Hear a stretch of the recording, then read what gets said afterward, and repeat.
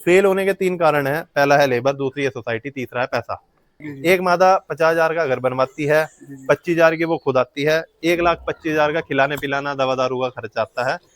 एक मादा हर महीने आपको जो है 5 से 6,000 रुपए का प्रॉफिट देती है। अगर मतलब आज मादा क्रॉस हुई, 114 दिन पेट में बच्चे रहे, फिर ब्याई, फिर 45 दिन दूध पिलाया, फिर 6 महीने खिलाया, फिर दोबारा क्रॉस हुई, फिर ऐसे ही ऐसे करके 16 महीने का जो हमारा पीरियड आया, उसमें जो हमारे लॉट बिकते हैं और अगर हम उनको भाग करते हैं प्रॉफिट को, तो ऑन एवरेज एक मादा हमें 5 से 6,000 रुपए का मिनिमम प्रॉफिट देती है। किसान क्रॉप ऑफिसर पर आप सभी किसान भाइयों का स्वागत है। मैं नीरज एक बार फिर उपस्थित हूँ आपके समक्ष एक खास जानकारी के साथ। और आप देख पा रहे होंगे यहाँ पर एक सूअर का पालन हो रहा है। इस जानवर से यहाँ पर सूअर पालन की शुरुआत हुई थी और आज अगर संख्या की बात करें 9 साल के बाद, तो लगभग यहाँ पर 350 की संख्या है। तो 9 वर्ष के दौरान बहुत सारे जानवरों की यहाँ से बिक्री भी हुई होगी। तो कंप्लीट जानकारी किसान भाई आज की वीडियो में आपको मिलने वाली है सूअर पालन के संबंध में, कि कैसे सूअर पालन के बिजनेस को आप शुरू करेंगे, कौन कौन सी सावधानी इसमें रखनी चाहिए, फीड मैनेजमेंट या भोजन का प्रबंधन कैसा होना चाहिए, आवास का प्रबंधन कैसा होना चाहिए, प्रजनन क्षमता सूअर की कैसी होती है, एक साल में कितने बार बच्चे देती है और एक बार में कितने बच्चे देती है, कितने दिन में ये आपका रेडी हो जाता है बिकने के लिए, मेल और फीमेल का क्या रेट जाता है, साथ ही बिक्री आप कैसे करेंगे, नगद बिकता है या उधार बिकता है, हर तरह की जानकारी से आपके आज की वीडियो में आपको अवगत कराने जा रहा हूं। तो बने रहिएगा हमारे साथ। तो चलिए शुरू करते हैं। और हमारे साथ है विकास सर, जो इस फार्म के ऑनर हैं, 9 वर्षों का अनुभव ये रखते हैं। तो सर स्वागत है हमारे यूट्यूब चैनल पर आपका। जी सर, बहुत बहुत नमस्कार आपका सर। अपना संक्षिप्त परिचय और यहाँ का पूरा पता हमारे दर्शकों को दीजिए। जी, मेरा नाम विकास गुप्ता है और हमारा जो फार्म है ये विकास लाइवस्टॉक पिग फार्म के नाम से है, जो कि सहारनपुर उत्तर प्रदेश में है और सहारनपुर रेलवे स्टेशन से मात्र 5 किलोमीटर दूर है। सूअर पालन की शुरुआत आप कब किए थे सर और क्यों किए थे? देखिए, हमारा जो ये फार्म है लगभग जो है 8-9 साल पुराना हो चुका है और 8-9 साल से जो है हम इस काम को कर रहे हैं निरंतर और आगे करते रहेंगे। और हमें जो है ये 9 साल पहले ही जो है इसका विचार किया था, फिर हमने इसकी ट्रेनिंग वगैरह लेकर काम को स्टार्ट किया था। तो कितने जानवर से आपने सूअर पालन की शुरुआत कर डाली? जब हमने शुरू किया था तब हमारे जो है पास 20 फीमेल्स थी, हम 20 फीमेल्स लेके आए थे और फिर उससे हमने जो है धीरे धीरे अपने फार्म को आगे बढ़ाया है। तो वर्तमान में संख्या कितनी है सर? अभी इस टाइम पे 350 के आसपास है हमारे। मदर कितनी है? लगभग 60 फीमेल्स के आसपास का हमारा फार्म है। और ब्रीडर कितने हैं सर? ब्रीडर्स जो है हमारी 60 फीमेल्स हैं और जो हमारे बोर है जिन्हें हम मेल कहते हैं क्रॉसिंग के लिए, वो इस टाइम एट प्रेजेंट हमारे पे 4 अवेलेबल है। एक बोर एक हफ्ते में 2 क्रॉसिंग कर सकता है और महीने में जो है वो आपकी लगभग जो है 8 से 10 फीमेल्स को आराम से क्रॉस कर सकता है। अगर कोई हमारा नया भाई जो है फार्म स्टार्ट कर रहा है तो वो 10 मादाओं पे एक बोर के हिसाब से फार्म को शुरू कर सकता है।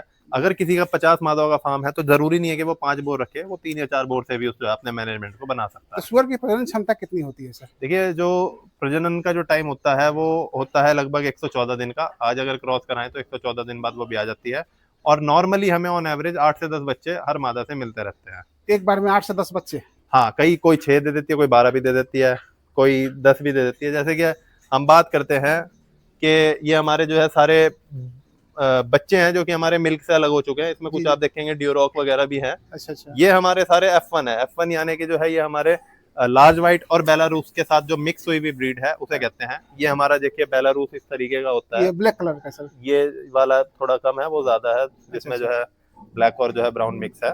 जी बेलारूस है सर? जी। बेलारूस का प्योर वैसे ब्लैक और व्हाइट होता है और ड्यूरॉक के साथ क्रॉस हुआ वो F1 में आ जाता है। तो शुरू जो किए थे सर किस नस्ल से शुरू किए हमने थे? अभी वर्तमान में आपके फार्म में कौन कौन सी नस्ल के सूअर? अभी जो हमने फार्म शुरू किया था तो हमारा जो फार्म में था वो लार्ज व्हाइट यॉर्कशायर था। 9 साल पहले लार्ज व्हाइट ही चलता था। अभी कुछ टाइम से ही जो है ड्यूरॉक, बेलारूस, हैम्पशायर वगैरह चल रहे हैं। जैसे कि आप देख रहे होंगे अभी हमने बच्चे वींड कराए हैं मिल्किंग से। तो ये जो है हमारे ड्यूरॉक फीमेल के साथ जो बेलारूस से क्रॉस हुई भी थी, तो उनके पिगलेट्स हैं। तो कितने दिन के बाद ये बच्चे दूध छोड़ देते हैं? देखिए, जब बच्चा 8 से 10 किलो का हो जाता है, कोई 30 दिन में कर देती है मादा, कोई 40 दिन में कर देती है, तो उसके बाद हम उन्हें दूध से अलग कर देते हैं और बच्चों को फिर हम फीडिंग पे ले आते हैं। बच्चे फिर फीड खाते हैं और मादा फिर अपना अलग हो जाती है। तो क्या ग्रोथ रेट होता है सर? एक साल में कितना वजन ये बॉडी वेट गेन करता है? देखिए, हमारा जो कोशिश रहती है कि हम जो है अच्छी ब्रीड पर ध्यान दें, तो कि कम समय में ज्यादा खाना खाकर जल्दी वजन बढ़ाए और अच्छी फीड हम इस्तेमाल करें और साथ ही साथ में मैनेजमेंट अच्छा रहे। तो कोशिश हमारी ये रहती है और हमारा प्लान भी यही रहता है कि लगभग 7 से 8 महीने में हमारा पशु 100 किलो हो जाए। दूध से हटा हुआ जो बच्चा है 1.5 महीने का हो गया और उसके बाद 6 महीने फीडिंग के हो गए। तो 6 और 7 7.5 महीने का लगभग हमारा टाइम आता है। तो बॉडी वेट मेल का ज्यादा बढ़ता है या फीमेल का बढ़ता है? देखिए, एक समय तक तो दोनों का बराबर ही बढ़ता है, पर जब फीमेल थोड़ी हीट पे आनी स्टार्ट हो जाती है तो उसके बाद जो है फीमेल थोड़ी सी कम ग्रो करती है और बोर ज्यादा करता है। फिर भी दोनों के टाइम में ज्यादा से ज्यादा जो है ये मान लीजिए 6-7 किलो का ही अंतर आएगा और ज्यादा फर्क नहीं पड़ता है। हिट में आती है सर, तो उसका क्या सिम्टम होता है, क्या उसकी पहचान होती है? जी, जो फीमेल हमारी हीट पे आती है वो फीमेल जो है हमारी पीछे से जो है उसका जो वुल्वा होता है वो रेड हो जाता है। 3 दिन के लिए हीट साइकिल रहता है। एक दूसरे के ऊपर ये चढ़ के पता चलता है, बेचैन रहती है, खाना कम खाती है। अगर आप उसकी कमर पर हाथ रखो तो वो वहीं पे स्टिल हो जाती है, जिससे पता चलता है कि जो है ये फीमेल हीट पे है। हिट आने के बाद कितने समय के बाद उसको क्रॉसिंग कराना होता है? देखिए, पहला दिन छोड़ के, यानी कि जिस दिन हीट पे आई है तो 24 घंटे छोड़कर 24 से 48 घंटा जो है वो सबसे अच्छा होता है ना। दूसरा दिन एक बार आप सुबह करवा दीजिए, एक बार शाम को करवा दीजिए। 2 बार क्रॉसिंग काफी रहती है। वैसे तो एक बार की क्रॉसिंग में भी आपकी कंसीव हो जाती है। तो बच्चे जन्म से कितने दिन के बाद हिट में आने शुरू हो जाते हैं? देखिए, पहले क्या होता था, जब फीड अच्छी नहीं होती थी और ब्रीड अच्छी नहीं होती थी तो लगभग आपका पशु जो है 30-40 किलो का होता था तो वो हीट पे आ जाता था। टाइम उसको 6 महीने लगते थे। पर आज के टाइम में 6 महीने में पशु जो है वो 80-90 किलो का हो जाता है, तो तब जाके वो हीट पे आता है। तो इसमें खाली एज नहीं, मतलब इसमें खाली जो है वजन काम नहीं करता, इसमें एज भी चाहिए। तो एक अच्छा पशु जो है 6-7 महीने के बाद हीट पे आता है, जिसमें वो नॉर्मली 70 से 100 किलो के बीच में रहता है। यानी कि 6 से 7 महीने के बाद इसको क्रॉस करा सकते हैं। हाँ, तो जैसे बच्चे अच्छे आएंगे, बेहतर आएंगे। हाँ, आपको कम से कम 100 किलो की फीमेल को क्रॉस कराना चाहिए। जैसे कि आप ये देख रहे हैं वाली हमारी जो फीमेल है, ये सारी फर्स्ट टाइमर है। अच्छा। अब ये जो है लगभग 100 किलो के आसपास की है, तो हमने इन्हें क्रॉस कराना स्टार्ट किया है। ये फर्स्ट टाइम पे क्रॉस हो रही है और ये सारी F1 फीमेल है, यानी कि बेलारूस और लार्ज व्हाइट मिक्स ब्रीड है। ये प्योर लार्ज व्हाइट नहीं है। ये भी हमारे जो बोर हैं ये सारे के सारे मिक्स हैं। इसके बाद जो है हमारी ये थर्ड टाइमर फीमेल्स हैं, जो कि हमारी जो है ये क्रॉस हो रही है। मतलब पुरानी नहीं है, थर्ड टाइम कितनी हो जाएंगी, 2 साल पुरानी हो जाएंगी ज्यादा ज्यादा। इनका वजन क्या होगा सर? ये वाली जो फीमेल है लगभग जो है आपकी 200 किलो के आसपास की होगी। 200 किलो की? जी जी। अगर बिक्री की सर बात करें तो क्या वजन जाता है? देखिए, जो कटिंग के लिए माल जाएगा वो 100 किलो का ही सबसे अच्छा रहता है। तो आप अपने फार्म का जो माल है 100 किलो तक करें और 100 किलो पे कर उसको बेचें। तो आपके यहाँ तो मेल भी आएंगे और फीमेल भी आएंगे, तो डिमांड ज्यादा किसका रहता है? देखिए, कटिंग के टाइम पे दोनों का बराबर डिमांड है। आप मेल को खस्सी करेंगे, फीमेल आपकी ऐसे ही चली जाएगी। कटिंग में सब एक बराबर है, मेल नहीं जाएगा आपका। यानी कि जो फाइटनर है उसको खस्सी करना होता है, बधियाकरण करना होता है। बधियाकरण करना पड़ेगा। उसका क्या तरीका होता है इससे? उसके लिए जो है आपको जो है छोटी ही उम्र में जो है उनके टेस्टिकल्स पे जो है ब्लेड से सर्जरी करके उनके टेस्टिकल्स को निकालना होता है और उसमें बेटाडीन लिक्विड वगैरह आप डालकर उनको छोड़ देते हैं। कोई भी कर लेता है या फिर इसके लिए एक्सपर्ट? 1-2 बार जो है आप उसे कर लेंगे तो हम सिखाते हैं। जैसे हमारे फार्म पे ट्रेनिंग होती है पिग फार्मिंग की। अच्छा। तो हम भी सिखाते हैं और जो है आप ये सीख सकते हो कहीं पे भी, और एक बार आप सीख लोगे तो फिर इतना बहुत मुश्किल काम नहीं है। तो लंबा अनुभव सर आप रखते हैं, 9 वर्ष से इस फील्ड में हैं सर। 20 से स्टार्ट किए थे आपके, अभी आपके पास लाइव स्टॉक 350 के करीब है। जी। तो 9 साल के दौरान कितने जानवरों की बिक्री हुई होगी यहाँ से? देखिए, इतना बड़ा तो रिकॉर्ड यार मेरे पास भी नहीं होगा ना। मुझे ये भी नहीं पता होगा कि जो है मैंने कितने बेच लिए, कितने मर भी गए होंगे और कितने हमने जो है सेल करे, कोई अब तो इसका कोई आइडिया नहीं है। बट हाँ, अब हम उस लेवल पे हैं कि हम इन चीजों का कुछ भी सोचना नहीं पड़ता है। अब हम अपने खर्चे अपने आप उठा रहा है, हमें हर महीने जो है बचत भी दे रहा है, अपने आप सब कर, अपनी फीड अपने आप खरीद रहा है, अपने फार्म के मेडिसिन के बिजली के बिल हो गए या फिर जो लेबर की जो सैलरी होगी, सब अपने आप, सब हमें सिर्फ ध्यान देना है। और तो भोजन प्रबंधन कैसा होना चाहिए, आवास प्रबंधन कैसा होना चाहिए? देखिए, फार्म आपका बहुत अच्छा बना हुआ होना चाहिए जो सारे मौसमों को अच्छे से देखभाल कर पाए। फार्म जल्दी सूख जाए, गर्मियों में गर्मी ना लगे, सर्दियों में सर्दी ना लगे, बरसातों में जो है फार्म लंबे समय तक गिल्ला ना रहे। इसके अलावा जो है खान पीन आपका जो है बहुत अच्छा होना चाहिए, जिसमें जो है अच्छी न्यूट्रिशन के जो है आप उसको खाना दे ताकि ग्रोथ अच्छी रहे और पशु हेल्दी रहे। फिलहाल जैसे हम हैं अपने फार्म पे, हम रॉयल ग्रीन की फीड यूज कर रहे हैं पिछले 8 साल से और हमें सही उसका ग्रोथ भी अच्छा है, रिजल्ट भी अच्छा है और कम पैसों में हमारा सुअर सही वजन भी दे देता है। तो हमें ये सब ध्यान देना पड़ता है। शेड बनाते समय कौन कौन सी सावधानी रखनी चाहिए, कौन कौन सी किन किन बातों का ध्यान रखना चाहिए? शेड बनाते समय हमें एक तो कमरों को मजबूत बनाना चाहिए, कमरों के जो फर्श हैं उनको अच्छा बनाना चाहिए ताकि लंबे समय तक चल सके, ढलान अच्छी हो ताकि पानी ना रुके। इसके अलावा जो है कमरे ऐसे हों कि जल्दी सूख जाएं और हर तरीके के कमरे हों, डिलीवरी के लिए अलग हों, छोटे बच्चों के लिए अलग हो, बड़ों के लिए अलग हो, इस तरीके के हमारे पास होने चाहिए। और फार्म की जो शेड है वो इतनी नीचे भी ना हो कि गर्मियों में गर्मी लगे और इतनी ऊंची भी ना हो कि सर्दियों में ठंड ज्यादा लगे। तो अभी आपका जो फार्म है सर, इसका पूरा एरिया कितना है? अगर हम बात करें तो हमारी जो एक यूनिट है वो 36 बाय 110 की है। ये भी एक यूनिट सर? ये एक, ये जो ये वाली गली है हमारी, ये 36 बाय 110 की है। दूसरी भी हमारी 36 बाय 110 की है और तीसरी है हमारी 40 बाय 30 बाय 40 की। अच्छा अच्छा। टोटल पूरा एरिया कितना है सर? कितने एरिया में आपको पूरा फार्म है आपका? हमारा जो पूरा फार्म है जिसमें हमारा rest room, office, labour room वगैरह, बाथरूम, किचन, वो सब 2000 गज है, 2.25 बीघे, जो हमारे यूपी सहारनपुर में तो हम 9 जैसे साल करते पहले हैं। ही ये सब बना लिए थे या फिर जी, धीरे 9 धीरे साल करके पहले बनाए ही सर? एक ही साथ सब बन गया था।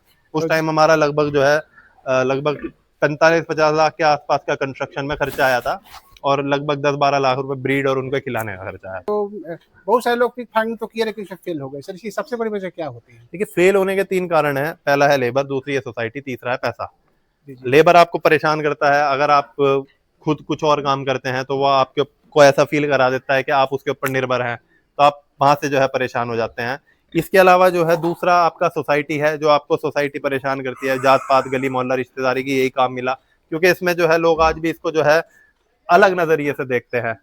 इसके अलावा जो है आपका पिगरी के अलावा, सोसाइटी के अलावा तीसरा है पैसा, जो कि सही तरीके से लोग इसमें इन्वेस्टमेंट नहीं कर पाते, और वहां पर जो है वो फिर फेल हो जाता है इनके खिलान पिलान में। 350 की संख्या है तो बीमारी तो आती होगी सर, तो इसका कैसे बचाव करते हैं या देखिए, क्या कुछ सावधानी रखते हैं सर? बीमारी के लिए बहुत सारी चीजों का ध्यान रखना है। सामान्य बीमारियां जैसे खांसी, जुकाम, नजला, बुखार, निमोनिया वगैरह, इसके लिए आपके पास मेडिसिन होनी चाहिए, और टाइम पे आपको पता होना चाहिए कि आपके पशु को दिक्कत है तो आप ट्रीटमेंट करें, ताकि आपका पशु ना मरे। और जानलेवा बीमारियां जैसे कि जो है आपका खुरपका, मुंहपका हो गया, स्वाइन फीवर हो गया, इनकी आपको टाइम पे वैक्सीनेशन लगानी चाहिए, और अपने फार्म पे बायोसिक्योरिटी, सैनिटाइजेशन वगैरह का ध्यान रखना चाहिए, ताकि ये समस्या आपके फार्म पर ना आए। और साथ ही साथ में आपको जो है अच्छे खान पीन और साफ सफाई का ध्यान रखना चाहिए। जो किसान भाई इस वीडियो को देख रहे हैं, अगर वो सूअर पालन के व्यवसाय में उतरना चाहते हैं तो करना चाहते होंगे, तो कैसे शुरू करेंगे सर? कितनी पूंजी की आवश्यकता होगी वो बता दीजिए। देखिए, एक मादा पे 2 लाख रुपए के आसपास का खर्चा आता है। अगर कोई 5 मादाओं से करता है तो 10 लाख रुपए चाहिए, 20 मादाओं से मतलब 10 मादाओं से करता है तो 20 लाख रुपए चाहिए। एक मादा 50,000 का घर बनवाती है, 25,000 की वो खुद आती है, 1,25,000 का खिलाने पिलाना, दवा दारू का खर्चा आता है। ये वन टाइम इन्वेस्टमेंट होती है, फिर इसी से ही बच्चे बिकते रहते हैं और वही पैसा रोटेट होता रहता है। आमदनी कैसे होगी सर? कितनी होगी, कब होगी? एक मादा हर महीने आपको जो है 5 से 6 हजार रुपए का प्रॉफिट देती है, अगर हम एवरेज निकालते हैं। और एवरेज निकाले जाए तो अगर हम 16 महीने का लॉट निकालते हैं, 2 लॉट का, कि जैसे आज मादा ब्याई, मतलब आज मादा क्रॉस हुई, 114 दिन पेट में बच्चे रहे, फिर ब्याई, फिर 45 दिन दूध पिलाया, फिर 6 महीने खिलाया, फिर दोबारा क्रॉस हुई, फिर ऐसे ही ऐसे करके 16 महीने का जो हमारा पीरियड आया, उसमें जो हमारे लॉट बिकते हैं, और अगर हम उनको भाग करते हैं प्रॉफिट को, तो ऑन एवरेज एक मादा हमें 5 से 6 हजार रुपए का मिनिमम प्रॉफिट देती है। 10 मादाओं का फार्म है तो 50 से 60 हजार रुपए महीना आप कमा सकते हैं। लागत आपकी 20 लाख रुपए आएगी। तो सर आपने बताया कि कंपनी फीड का ही इस्तेमाल आप करते हैं, जी। तो फीड कॉस्ट तो काफी अच्छा खासा आपका गिर जाता होगा, तो फीड कॉस्ट को कंट्रोल या कम करने के लिए कुछ एक्स्ट्रा उपाय किया जा सकता है? कॉस्ट कटिंग के लिए जो है आप होटल वेस्ट का या बाय प्रोडक्ट, जैसे आलू की पिट्ठी हो गई, या इसके अलावा जो है आपका आलू की पिट्ठी हो गई, साथ में जो है आपका क्या कहते हैं बियर वेस्टेज वगैरह हो गया, इस तरीके की चीजें आप इस्तेमाल कर सकते हो। पर उसमें होटल वेस्ट वगैरह कर सकते हो, बट उसके लिए यूनिट अलग हो, सिर्फ वो फैटनर को दे सकते हो, और आप खुद काम कर सकते हो उसके लिए, अगर आपका मन मानता है तो करें। पता चल रहा है कि जो है आप वेस्टेज के लिए इकट्ठा कर रहे हो, उसमें गंदगी, बदबू, बीमारी आपको लग रही है, और आप खुद नहीं काम कर पा रहे हो, तो फिर कोई फायदा नहीं है। तो जो आप कंपनी फीड का इस्तेमाल करते हैं सर, तो इसमें कितने कैटेगरी होते हैं सर? देखिए, 5 तरीके की कैटेगरीज होती हैं। 8 से 10 किलो से लेके 25 किलो तक को स्टार्टर दिया जाता है, 25 से 50 का ग्रोवर, 50 से 100 को फिनिशर, प्रेग्नेंट के लिए ब्रीडर आता है, मिल्किंग के लिए फैरोवर आता है। तो इस तरीके की कैटेगरीज अलग अलग आती है, अलग अलग कॉम्पोजिशन को अलग अलग आइटम दी जाती है। मिनिमम कितने जानवर से सूअर पालने की शुरुआत की जा सकती है? एक मादा से आप एक मादा से अपने फार्म को शुरू कर सकते हो। मतलब फार्म तो नहीं, वो घर पे ही होगा, बट मिनिमम देखिए, आपको 10-15 लाख रुपए का आप बजट लेके चलते हो तो आप 5 से 8 मादाओं का फार्म शुरू कर सकते हो। 5 मादाओं से अगर आप जो है अगर फार्म को स्टार्ट कर रहे हो तो आपको 10 लाख रुपए चाहिए, और एवरेज आप हर महीने जो है 25,000 के आसपास कमा सकते हो। जी। जब माल तैयार होता है सर, तब कहाँ बिक्री होती है और कैसे बिक्री होती है, वो भी सर हमारे पास देखिए, कुछ माल तो आपका लोकल कंज्यूमर में चला जाता है, और मेन जाता है आपका नॉर्थ ईस्ट नागालैंड। आपको अपने नजदीकी डीलर का पता करना पड़ता है, जो गाड़ियां भरता है और जो है आसाम, नागालैंड वगैरह माल लेके जाता है, उनसे आपको संपर्क करना पड़ता है। वो आपसे जो है कांटेक्ट करते हैं, मार्केट रेट के हिसाब से वो आपसे जो है पहले खाली गाड़ी का वजन करेंगे, फिर माल डाल के भरी गाड़ी का वजन करेंगे, फिर वो ले जाते हैं। नकद का काम होता है, कोई उधार नहीं है, और उधार देना भी नहीं चाहिए। जी जी, उधार नहीं चलता है सर? नहीं, बिल्कुल उधार नहीं चलता है। नहीं, कोई आपसे कह रहा है तो आपको देना नहीं चाहिए, इसमें काम नकद का ही सही है। तो सरकार के द्वारा भी कोई योजनाएं चला के थ्रू मुद्रा लोन, कामधेनु योजना लोन है, और एक स्पेशली NLM यानी नेशनल लाइफ स्टॉक मिशन की एक योजना है, जिसमें जो आप कर सकते हैं। ऑनलाइन जो है आप NLM के बारे में पढ़ सकते हैं, या आप अपने नजदीकी जो है पशु चिकित्सालय में जाकर जो अधिकारियों से मिल सकते हैं। इसमें 50% की सब्सिडी रहती है। 2 प्रोजेक्ट होते हैं, एक 30 लाख का और एक 60 लाख का। दोनों में जो है आपको 50%, यानी एक में 15 लाख और एक में 30 लाख रुपए आपको जो है सब्सिडी मिल जाती है। हाँ, तो सुअर पालन शुरू करने के लिए सब ट्रेनिंग जरूरी है?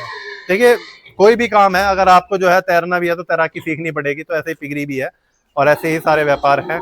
अगर जो आपको व्यापार करना है तो पहले आप खुद जो है नौकर बन के कहीं पे काम करके सीखें और फिर करें, तो ही आप सक्सेसफुल हो पाएंगे। अगर आप ये सोचेंगे यार कि मुझे बस सीधा मालिक ही बनना है, तो मुझे नहीं लगता कि आप एक फार्मिंग कर पाएंगे। सर बहुत बहुत धन्यवाद, बेहतरीन जानकारी मिली आपके द्वारा हमारे किसान भाइयों को। जी जी जी जी, बहुत बहुत धन्यवाद जी।